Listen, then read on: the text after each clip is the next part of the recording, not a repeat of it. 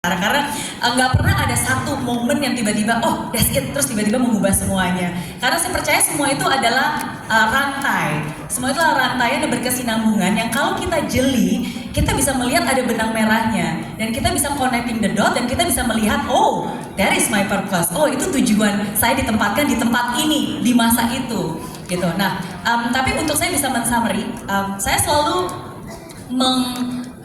mengkategorikan proses hidup saya menjadi 3 fase. Fase yang pertama adalah fase usia 20 sampai 30 tahun. Saya menyebutnya itu adalah fase transformasi. Fase apa? Fase transformasi. Thank you, Nah, biar nggak cuma dengar, saya ingin tunjukin fotonya dulu. Mungkin dari tim saya bisa tolong dibantu. Nah, kenapa saya bilang ini adalah fase transformasi? Karena ini adalah masa-masa di mana saya dibentuk oleh hidup. Masa-masa di mana kalau mungkin tahu ceritanya tadi kan gara-gara tahun 98 kerusuhan, gak pernah kepikiran bakalan sekolah di luar negeri, gak pernah kepikiran bakalan hidup perantau jauh dari orang tua. Tapi sebuah hal yang di mata dunia itu adalah sebuah bencana. Saat ini saya menyadari itu bukan bencana, tapi adalah sebuah rencana yang besar atas hidup saya gitu. Nah, tentu saja tidak mudah, makanya saya bilang proses transformasi karena disitulah dari seorang mahasiswi pas-pasan yang 2 tahun pertama hidupnya itu penuh dengan kepahitan, kepertanyaan dan kenapa hidup saya seperti ini, kenapa hidup itu tidak adil, mengasihani diri saya sendiri dan seterusnya. Tapi di ulang tahun saya ke-20, disitulah saya menyadari bahwa saya berharga, saya luar biasa, Tuhan punya rencana besar untuk hidup saya, Tuhan punya talenta gitu untuk hidup saya. Nah, jadi disitulah prosesnya, makanya seorang sarjana teknik elektro, pada saat itu saya lulus sebagai sarjana teknik elektro di Singapura, akhirnya memutuskan untuk terjun ke dunia sales ya dan membangun bisnis saya pada saat itu di bidang jasa keuangan.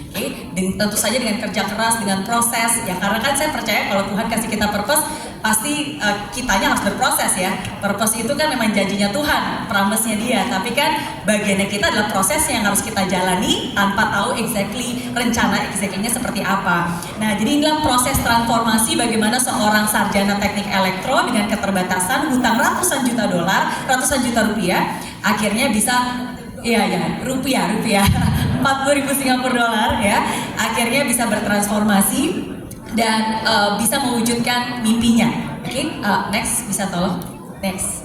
Nah ini proses transformasi 20 sampai 30. Bersyukur Tuhan memberikan lebih dari apa yang saya inginkan dan apa yang saya impikan pada saat itu. Nah, proses kedua saya menyebutnya adalah proses aktualisasi. Nah, itu saya menelusarnya dari usia 30 sampai 40 tahun. Ya, tapi proses di nudge-nya itu sudah terjadi 2 tahun sebelumnya, sekitar umur 27-28. Kenapa? Karena proses disitulah saya mulai menyadari bahwa hidup itu is not just about achievement, but hidup itu is about fulfillment. Apa membuat hidup ini berarti? Nah, kalau sebelumnya saya nggak pernah tahu tentang passion, tentang purpose, yang saya tahu adalah ada hutang yang harus saya bayar dan saya adalah anak yang bertanggung jawab, nggak mau membebani pesan orang tua. Akhirnya saya bekerja keras untuk mencapai hal itu dan itu berhasil, gitu. Nah, tapi ketika saya mendiscover more than life, there is much bigger than myself, gitu. Ini kan bukan cuma tentang hutang saya, bukan tentang membahagiakan keluarga saya. Barulah saya mulai mencari tahu, curious, apa sih passion saya, apa sih purpose saya. Nah, jadi di usia saya ke-28 pada saat itu, untuk pertama kalinya saya merumuskan the purpose of my life. The purpose of my life is to be significant as God's living miracle, enjoying every single moment of my miraculous life with my loved one, and testifying my blessed life story to the world as a gift of love for myself and others.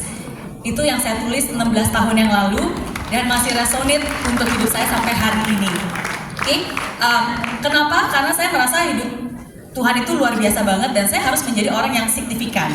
Bukan untuk menunjukkan kebesaran saya, tapi menunjukkan kebesaran Tuhan atas hidup saya.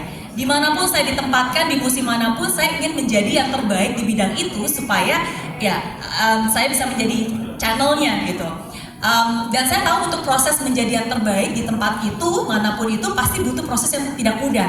Makanya I want to enjoy, saya ingin menikmati prosesnya dengan sukacita walaupun tidak mudah with my loved one, dan menceritakan and testify my blessed life story, dan menceritakan proses itu kepada orang banyak sebagai kekuatan bagi mereka yang mendengarkan dan mungkin sedang berada dalam fase itu, dan juga sebagai pengingat untuk saya atas hidup yang luar biasa ini. Nah, jadi disitulah mungkin saya mulai berfase untuk memiliki dan menjalani hidup yang lebih with purpose and passion. Nah, dari situ itulah akhirnya membuat saya mengambil keputusan untuk menjual bisnis yang sudah amat sangat baik di Singapura, yang sudah memberikan saya jutaan dolar, meninggalkan sesuatu yang baik, sangat baik, untuk sesuatu yang Lebih baik. dijanjikan lebih baik lagi, ya, yaitu kembali ke Indonesia dan memulai sesuatu yang sesuai dengan purpose saya, yaitu di bidang education, personal development dan seterusnya. Nah, disitulah mungkin awal mulanya, ya, saya menggunakan berbagai macam resources, apa yang menjadi kelebihan saya di bidang education.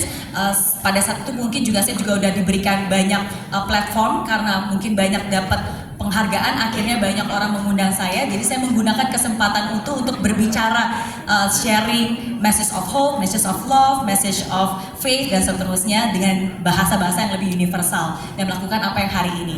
Nah, sebelum masuk ke yang ketiga, nanti mungkin di akhir, ya, karena ini adalah fase yang menarik, saya menyebutnya ini sebagai fase destiny. Oke, destiny.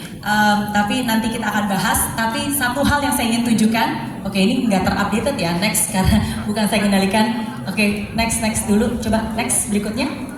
Nah, oke, mungkin ini dulu. Oke, karena kalau berbicara tentang purpose, ini yang saya yakini, purpose itu bukan something that you just find. Karena banyak anak muda, banyak orang kalau gitu, what is my purpose gitu, mereka mencari.